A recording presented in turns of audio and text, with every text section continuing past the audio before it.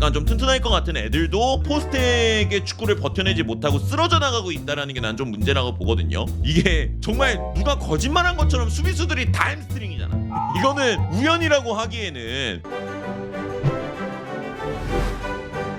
얘기 나왔어. 그러니까 지금 단소 부상이 얘기가 나왔는데 심각하진 않아요. 햄스트링 부상으로 얘기 나온 기간은 공개가 된 게 없어요. 근데 이제 햄스트링 같은 경우는 이게 괜찮은 것 같으면서 또 재발하고 괜찮은 것 같으면서 약간 뛰면은 다시 통증이 올라오고 약간 이래서 햄스트링은 보편적으로 한 4주에서 한 6주, 아니 3주에서 한 6주라고 잡읍시다. 3주에서 한 6주 정도 되고요. 얼마나 심하게 찢어졌냐에 따라 그 기간이 다른데 단소는 심하지는 않은 것 같아요. 단소는 많이 심하지는 않은 건 정말 다행이고, 근데 지금 공식적으로 발표 나온 거는 오스트리아 대표팀에서 빠졌습니다. 지금 토트넘에도 아마 알크마르전은 못 뛸 거예요. 근데 하지만 이제 토트넘 입장에서는 걱정을 좀 덜 해도 되는 게 로메로하고 반더벤 이런 애들 다 돌아왔고 벤 데이비스도 훈련 돌아왔고 그런 것 때문에 걱정 안 하셔도 됩니다. 햄스트링은 재발 가능성이 높아요. 재발 가능성이 높고, 그 다음에 지금 이게 문제가 선수가 이제 햄스트링이 자체적으로 약한 경우가 있어요. 뭐 황희찬 선수가 딱 떠오르긴 하는데, 근데 이제 토트넘 같은 경우는 그런 게 지금 문제가 뭐냐면 햄스트링이 원래 좀 괜찮을 것 같은 애들, 그러니까 좀 튼튼할 것 같은 애들도 포스텍의 축구를 버텨내지 못하고 쓰러져 나가고 있다라는 게 난 좀 문제라고 보거든요. 이거는 계속 햄스트링에 어마어마한 과부하가 걸리고 있다라는 거고, 이게 정말 누가 거짓말한 것처럼 수비수들이 다 햄스트링이잖아.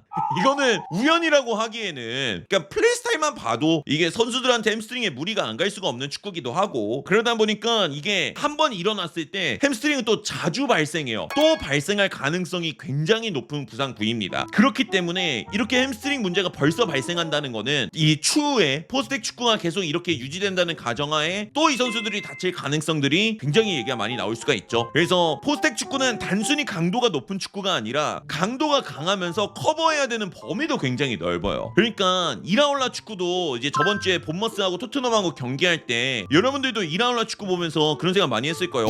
본머스도 많이 뛴다. 본머스 정말 많이 뛰는 팀이에요. 이제 본머스가 사실상 뭐 이제 EPL에서 압박을 제일 잘하는 팀 중 하나인데, 본머스가 뛰는 양이 많기는 해도 그 커버해야 되는 범위 자체가 그렇게 크지가 않습니다. 애초에 라인 자체를 과하게 올려서 선수하고 붙여놓은 상황에서 압박이 들어가기 시작하기 때문에 시스템이 잘 갖춰져 있으면은 오히려 수비 라인 뒷공간으로 빠져나가는 상황들이 안 만들어져야 되죠. 근데 토트넘은 문제가 뭐냐면 이 압박 시스템이 이게 하나하나 물면서 나가기 때문에 순간적으로 공이 한 번, 두 번 빠지기 시작하면은 과하게 올라가 있던 수비 라인은 급하게 복귀할 수밖에 없고, 그게 이제 고스란히 수비수 햄스트링에 문제가 가는, 결국 그 상황이 또 일어나게 된 거죠. 또 일어나게 돼서 지금 단소도 이제 결국에는 피해자 명단에 오르게 됐고, 본머스의 이라올라 감독의 그 압박을 보고 나서는 더 그런 생각이 좀 많이 든다, 이런 생각이 좀 듭니다. 메디컬 책임자가 바뀌었다 하는데 결국에는 메디컬 책임자도 이거는 감당이 안 됐나 봐요. 그래서 뭐 우선 지금 현재로서는 그래도 토트넘이 부상에서는 굉장히 자유로워진 상황은 맞아요. 왜냐면은 부상자가 지금 단소밖에 없습니다. 단소밖에 없기 때문에 부상자가 이제 돌아왔는데, 훈련하는 도중에 뭐 발목을 다쳤다거나 뭐 아니면은 뭐 이제 뭐 팔꿈치를 다쳤다거나 다른 부위가 다쳤다면은 그냥 축구하다 보니까 이제 일어날 수 있는 그냥 사건 사고인가 보다 이러고 넘어갈 수도 있을 것 같은데, 근데 이제 햄스트링이라고 하니까 결국 똑같은 것이 또 일어나는구나, 이런 생각이 좀 많이 드는 거죠.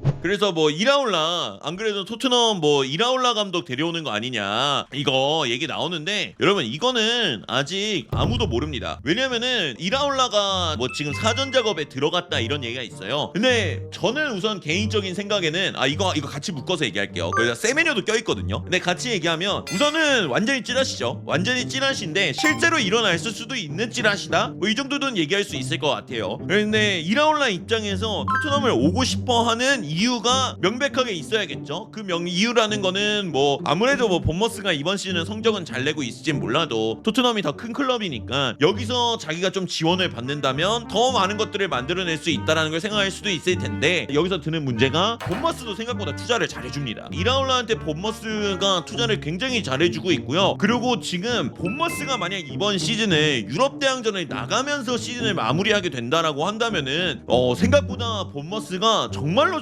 크게 투자할 수도 있다라는 생각이 한번 들어요. 그러니까 세메뇨도 제가 여기다 왜 넣었냐면 세메뇨도 토트넘이랑 뭐 링크가 나고 막 그러거든요. 그래서 본머스 같은 경우에는 이 시즌이 몇 위로 끝나냐에 따라서 이라올라가 좀 관심을 보이나 안 보이나의 차이가 나눠질 것 같아요. 이제 토트넘이 제시할 수 있는 이라올라한테 제시할 수 있는 매력 포인트는 토트넘 재정 상황에서 너를 한번 서포트 하겠다, 너의 입맛에 맞는 선수들로 구성을 하겠다, 이런 쪽으로 이제 얘기할 가능성이 있죠. 본머스 순위가 더 높은데 이라올라가 토트넘을 갈까? 그러니까 이것도 뭐 같은 맥락인데, 네, 여러분 그 순위가 모든 걸 말해주는 게 아니에요. 순위는 단순히 그냥 이번 시즌 순위인 거고, 말 그대로 그냥 이 구단이 이제 갖고 있는 비전이나 얼마나 투자를 해주는 거나 이런 것들이 좀 중요한 거지. 본머스는 토트넘보다 순위가 높으니까 안 오죠. 그러니까 이거는 너무 그냥 단순한 접근이죠. 그래서 이라올라 감독도 본인이 좀 약간 그 땡기는 포인트가 있어야 돼. 구미가 당기는 포인트가 있어야 이 감독도 가지.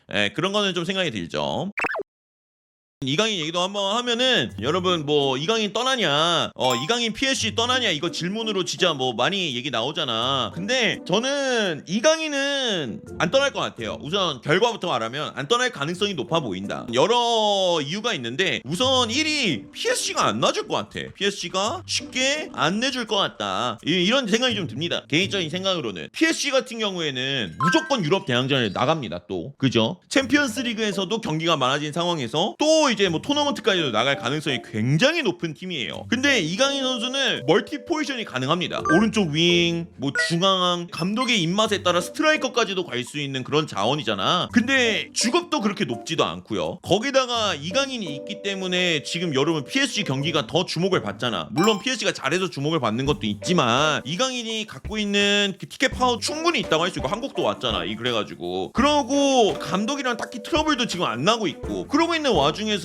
PSG가 돈이 급한 팀이냐? 그것도 절대 아니죠. 그러니까 선수가 나가겠다는 완강한 의지가 나오기 전이나, 아니면은 정말 이강인한테 PSG가 거절할 수 없는 제안이 오는 팀이 있다, 그러면은 뭐 이강인 선수가 떠나는 그림이 나올 수도 있을 것 같은데, 근데 저는 웬만해서는 이강인은 안 팔 것 같아요. 클럽 입장에서는 정말 훌륭한 선수예요. 만약에 뭐 데려가려는 팀이 나온다 그러면은 좀 많은 금액을 내야 되고, 확신 꼭 이 선수여야 된다라는 확신이 있는 팀이 아닌 이상은 데려가기가 쉽지 않을 것 같아요. 이강인이 몸값이 떨어지면 피차 안 좋을 것 같다 그러는데, 그러니까 경기를 많이 못 나가서 이강인 선수가 지금 내 생각에는 시장에서 거의 한 6천에서 한 7천만 유로 그 정도까지도 충분히 받을 수 있는 선수라고 생각이 드는데, 만약 이대로 계속 가다 보면은 이강인 선수의 가치가 떨어질 수는 있죠. 근데 이강인 선수 가치가 그냥 현저히 떨어지기에는, 그렇다고 경기를 아예 안 나오는 건 아니고 계속 리그나 뭐 아니면 챔피언스 리그나 뭐 컵이라든가 이런 데서 이강인 선수가 꾸준하게 기회를 받고 있기 때문에 팍팍팍 떨어지는 그런 상황을 만들어지지는 않을 것 같아요. 근데 만약에 그 떨어지더라도 이강인을 데리고 있음으로써 PSG가 가져가는 이점이 좀 생각보다 많다는 것들을 봤을 때, 그리고 계약 기간도 아직 많이 남아있다는 거 봤을 때, 저는 쉽게 팔지는 않을 것 같다, 이런 생각이 좀 들죠.